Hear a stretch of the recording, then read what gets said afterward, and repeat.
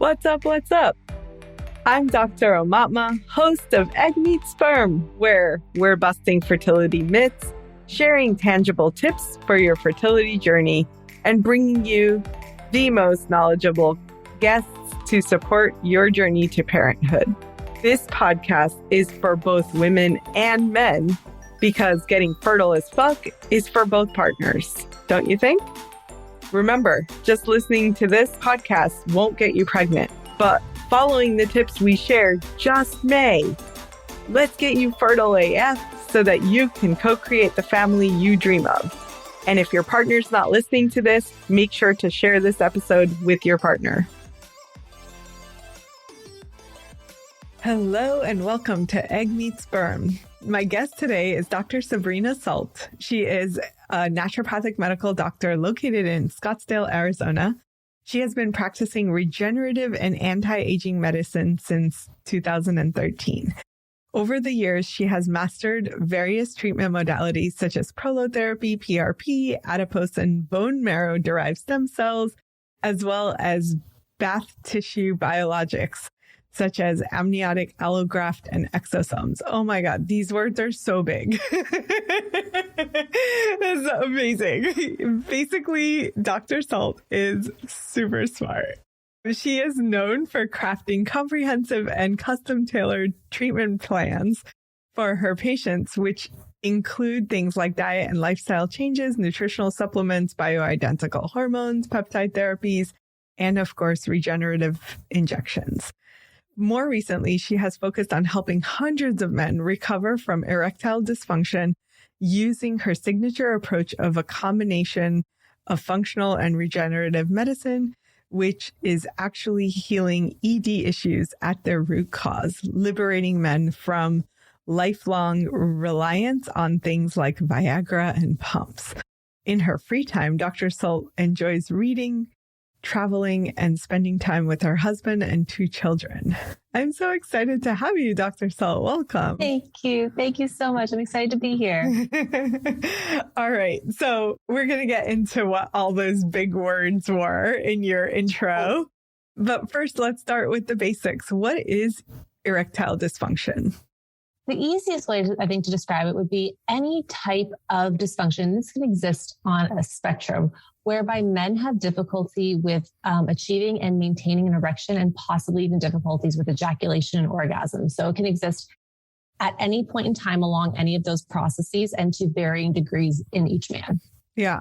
And how much of this is physical and then how much of it has to do with other things? Good question. In order to really kind of break that one down, we kind of have to discuss what the actual ingredients are for a functioning erection, right?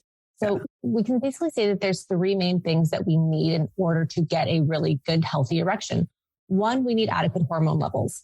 Testosterone isn't generally above about 300 or so. We can see a decrease in erectile dysfunction. We also need adequate nerve conduction. So both the parasympathetic and the sympathetic nervous system are involved in the process of getting the erection and also ejaculation. So if we have any sort of nervous system dysfunction like excess stress, that can really impact things as well too. And finally, we need adequate blood flow. Of course, we know that being able to get an erection is a result of actually blood being pushed down to the penis, pooling in there, and the valves closing back off so that the blood doesn't escape and it can stay there for the duration of the activity. If we have any sort of underlying disorder that affects blood flow, these are things like cardiovascular disease, diabetes, some autoimmune disorders. This can dramatically impact the quality of an erection that a guy can get. Okay. And then I don't know if you get this question a lot, but I'm curious. There is a component in women's sexuality that has to do with emotions. Do you find that that's true for men or not so much? It is. Men are equally emotional creatures as humans. We're all humans. We're all having human experiences. And I think it's actually even more difficult for men to even identify with that because of the societal expectations of men to not have emotions, right? Mm-hmm. And honestly, I think that even just opening up that conversation with guys and asking them, how do you feel about these situations, offers just a lot of healing in that regard. And I do have this conversation with guys too. Because a lot of time we have gentlemen and they put a lot of their worth and a lot of their value in their ability to perform.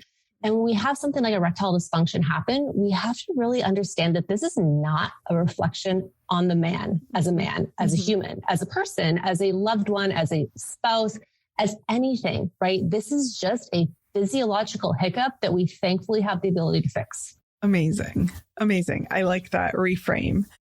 I feel like fertility brings a component of not only stress, because yes, there's stress happening, but there's also this, like, men in our practice describe this like pressure that they feel, which definitely has an impact on the ability to have and sustain an erection. Yep. It almost makes you wish that we were back in another time period where people thought that women got pregnant by just like staring at mountains or something, right? Now that we know that the man has an equal, if not very distinct part of the fertility process, it's the man that decides the gender, right? He obviously has the part that needs to be added to the female, right? Hers is already just there. We have to send in the sperm. It has to travel. It has quite a bit of work to do. So there's quite a large bit of an involvement there. And with that, it does come with a great deal of pressure, especially if this has been something they've been trying for a long time. I know you read in my bio that we have 2 kids, and we actually experienced some fertility difficulties with our second child. And even though I was pretty sure it was my issue, which it turned out to be, it was breast implants that were making me infertile, which was a whole other thing, but it still stressed out my husband. We still had a difficult time having that conversation month after month, waiting for almost a year before I finally had the implants out and we were able to conceive the second time. So I can completely relate. Yeah, I feel like that journey is equally hard on men as it is on women. And I think that it's less talked about, less expressed. I feel like oftentimes men don't really feel like they have a space to say anything, if that makes sense. Like, they're like, well, I don't know. I guess I have to do this when they tell me to. Yes. It's like, what movie is that? What You Expect When You're Expecting, where she's got her timer going off and she's like, gotta go. No, it's time right now. Yes, 100% puts a lot of excess stress on the guy. And if we were talking about, the ingredient that we need as far as that nervous system function, well, we've got the 2 parts of the nervous system, right? We have the sympathetic part and the parasympathetic part. Well, the sympathetic part is actually our fight or flight response. And the sympathetic part is the one that is responsible for shooting. So sympathetic and shoot is the ejaculation part. But the parasympathetic, which is our rest and digest part, that's actually the part that we need to point. So parasympathetic and point. So if a guy can't actually get into a rested enough state in order to get the erection, he has no chance of getting into that sympathetic state at the very end, right? This is why morning erections are a thing, because guys wake up in that really restful state. So of course the physiology is ready to go. They're pointing. Interesting. So this is really curious for me. And I don't know if our listeners are wondering this, but I want to know, like, first you want to be in parasympathetic, then you have to shift to sympathetic. That just sounds like so much physiology happening simultaneously. Yeah. So how does our body do that? Or how do men's bodies do that? Yeah, it's basically the orgasmic park, right? So it's when you build up that stimulation and build up all the pressure that's happening. In order to get to the point of releasing that pressure, there has to be a lot of things that happen when you go into fight or flight, like the blood flow, both opening and constricting of different areas. So when we go into fight or flight, for example, a lot of the blood does get shuttled away from our vital organs and into our extremities. So we could do things like adequately run away from a tiger. So we're not worried about digestion if we're just trying to worry about survival. So that sort of same thing happens at the time of orgasm. You have that big change. Amazing. Human physiology is just so fascinating to me. Fascinating. Yes. And women go through the same thing, right? We have the same sort of transition from the parasympathetic to the sympathetic when we also get aroused and then also experience orgasm. Okay, cool. I don't know if I ever have learned that anywhere. So that's really cool. Yes, this is why women need to relax, right? So it's like you get that stressful state and maybe you're not thinking about it and it can be hard to reach arousal. And arousal is basically just blood flow, right? So this is another vote for having just healthy tissues and healthy blood flow in the body. And what a lot of women even don't know, or a lot of people even don't know, is that female lubrication is actually an ultrafiltrate of blood plasma, meaning when the blood goes to the genital regions and it gets aroused down there and there's the engorgement down there, the plasma actually filters through the tissues, and that's what secretes the vaginal juices, the lubrication. Wow. So blood flow is one of the most important things for both men and women to get into adequate arousal states. And that just makes the whole experience better. And if you think about it, if we're bringing more blood flow to all of our nether regions, that includes the organs too. That includes more blood flow to the ovaries, right? Which are going to be releasing and creating those healthy eggs. Absolutely. That's to the uterus, which is going to build that nice uterine lining. It's so important. So making sex also about just like healthy blood flow to the area is going to help people on their fertility journey. So don't pass up the foreplay. Don't pass up the opportunity to engage and to achieve that arousal state. Absolutely. Yeah. We stress so much about blood flow for egg quality because the blood is actually shuttling nutrients there. But I don't know that I've ever thought about it for the specific moment of conception. That is just as important and is playing a significant role in that aspect. And then you go into the conception state in a more relaxed and revered state, right? There's schools of thought. Moment of orgasm is the time where you're closest to the divine, right? Mm-hmm. And you get that higher state. And when you think about conception, well, that is a time where there's a soul connecting. And we could go into this whole spiritual side of this too. Yeah, let's do it.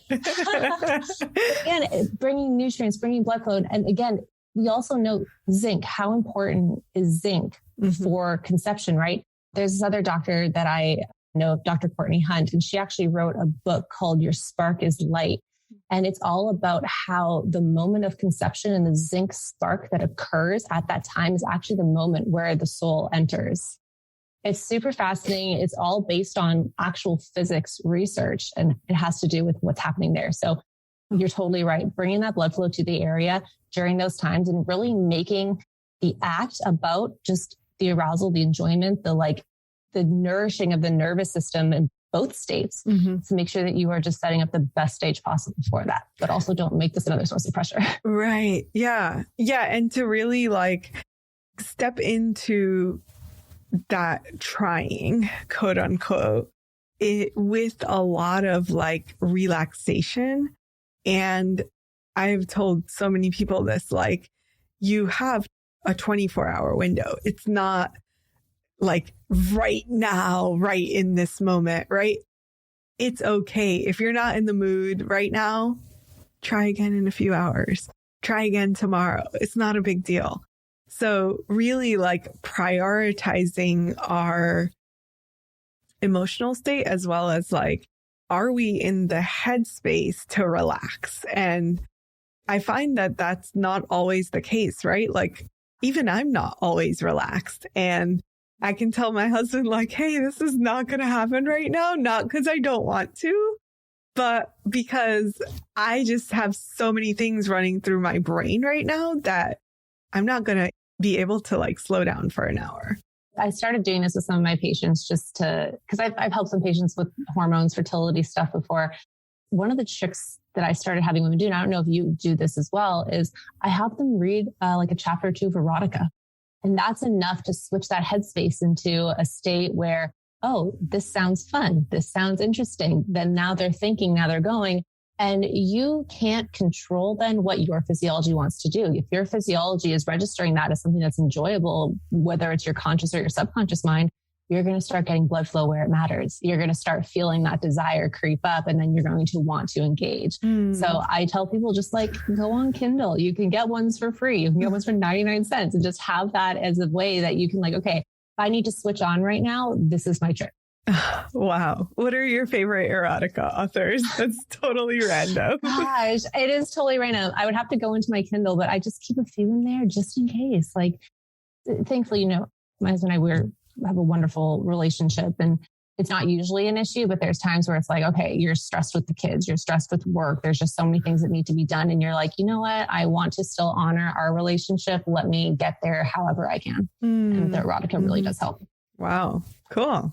I am going to take that suggestion. Give it a try. Why not? Yes. And sometimes too, this is another incidence where it can work, is that if there has been a relationship where there has been pretty tumultuous history, and maybe there's been a lot of animosity between the man and the women for whatever reason, sometimes the woman no longer feels safe with sex for whatever reason. And the idea of reading the erotica can remind her that the idea of having sex and sex in and of itself can be safe, can be fun, can be enjoyable. And that can then translate to bettering that relationship and regaining that trust in the bedroom too. Wow. Amazing. That just sounds so brilliant. It's worth trying. Worst case scenario, you read some fun stuff. Yeah. Why not? Yes. Cool. So we've kind of went all over with our conversation, but let's talk a little bit about things that can potentially affect the ability to have an erection. So we talked a little bit about the parasympathetic, sympathetic. Are there things that are throwing men out of the ability to get into these states? The most common things that I see clinically are actually lifestyle diseases, the cardiovascular stuff, the type 2 diabetes. These are rampant in the United States. We just have a really high population that, eats the standard American diet. And that is a recipe for disaster when it comes to getting healthy erections. And it simply has to do with the fact that all of those things are damaging to blood vessels. When we talk about things like diabetes and excess sugar, the way that I like to kind of describe it is those glucose or those sugar crystals that are in excess in your body and are flowing through your bloodstream, circulating throughout the whole entire body, all of your blood vessels. It's like a hailstorm, right? They're causing damage. And when you have that hailstorm damage, if you think about on a roof or something, right, it's taking chunks out. Well, that's what's actually happening to the lining of the inside of the blood vessels. Now there's these chunks missing. Well, thankfully, the body is very, very intelligent and it knows exactly how to repair these. And it repairs them by laying down cholesterol. Well, now we have cholesterol buildup in the arteries in addition to the blood sugar, right? So we get this combination of things, and it might not happen overnight. It might take couple years, 5 years, 10 years even. I've had some guys that are like, yeah, I think this started around 12 years ago. And it's this onset, it's a slow burn. So they don't see the immediate motivation to want to change those lifestyle habits, to remove the sugar or remove the alcohol or to remove the seed oils from their diet. All of those things are going to cause pretty intense damage. But once we get to the point where you are experiencing erectile dysfunction, sure, we can reverse it, but it is going to be we have to kind of claw our way back out. We really have to make the radical changes to stop those things from the diet. And I actually do have a handout like a guide that I made. If you wanted to get it to your listeners, I can get you the link for that. And it's the top 10 boner killers hiding in your home. So it's going to take you through a list of 10 things that I back up with scientific articles that are going to be affecting one of those 3 ingredients, whether it's the nerve conduction, the blood flow, or the hormone levels that are going to actually tank testosterone levels or tank the blood flow or impact your nervous system to such a degree that you can worsen or even just develop erectile dysfunction. Yeah.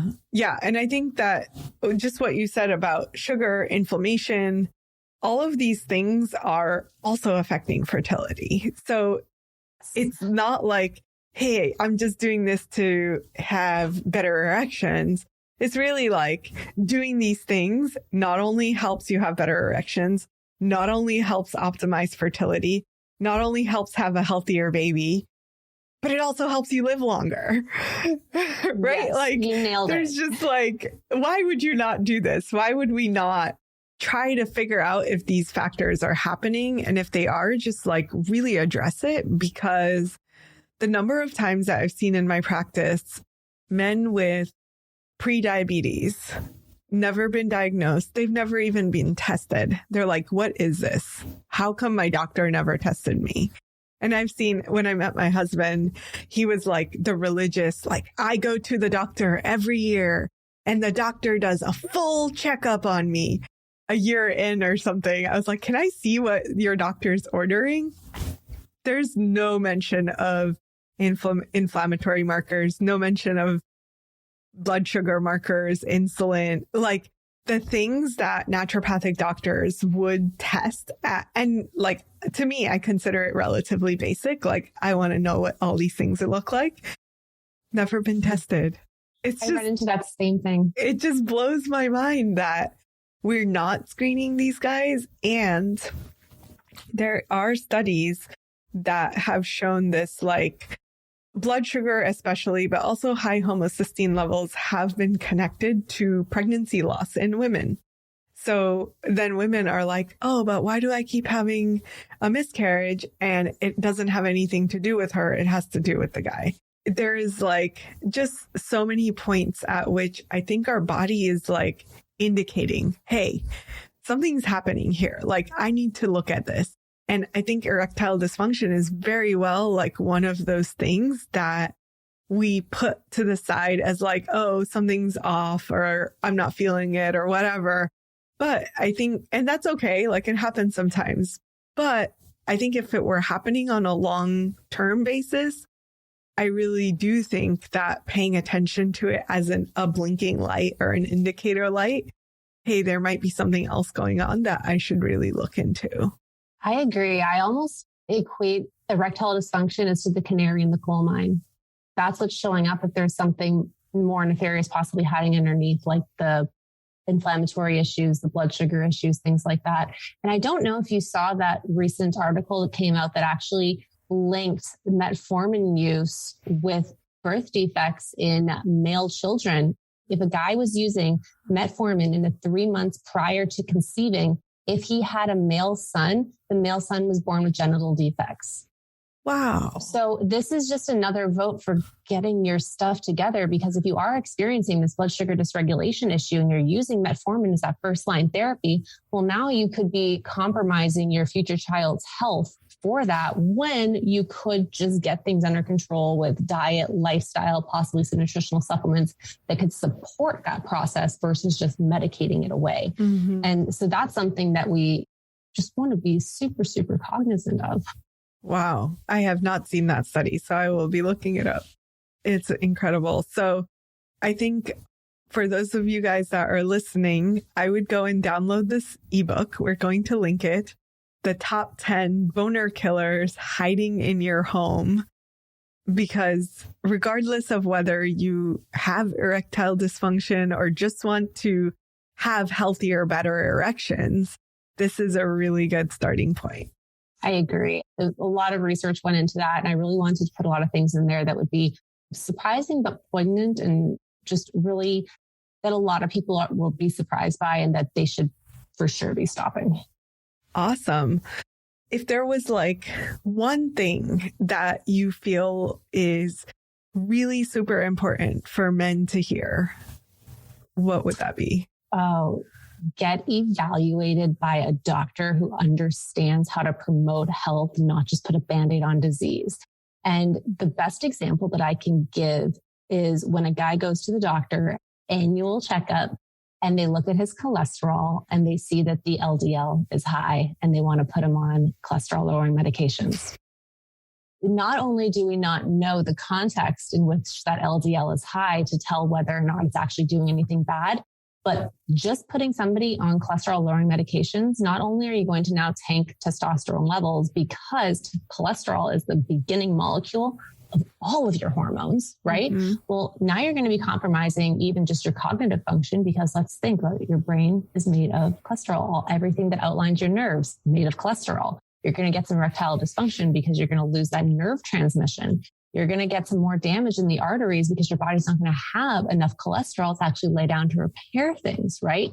So even just that one singular thing at its very bare minimum should be the reason that a guy is looking for a doctor who can actually work with him to achieve these things, not just put a medication or a Band-Aid on the situation. Yeah, I love that. Thank you so much. And thank you for being with me today. This was an awesome conversation. And I hope that all of our male listeners will be so excited to get your ebook and just like learn how to live healthier, more fulfilling lives. Absolutely. That's my hope too. Yeah. Thank you so much for the work that you're doing in the world. Thank you so much. I really loved being here. Was that an amazing episode or what? Make sure to check our show notes so that you can link up with our guests. And if you're not a part of our secret Fertile AF community, you can join for free via the link in our show notes. Last but not least, have you showed us some love lately?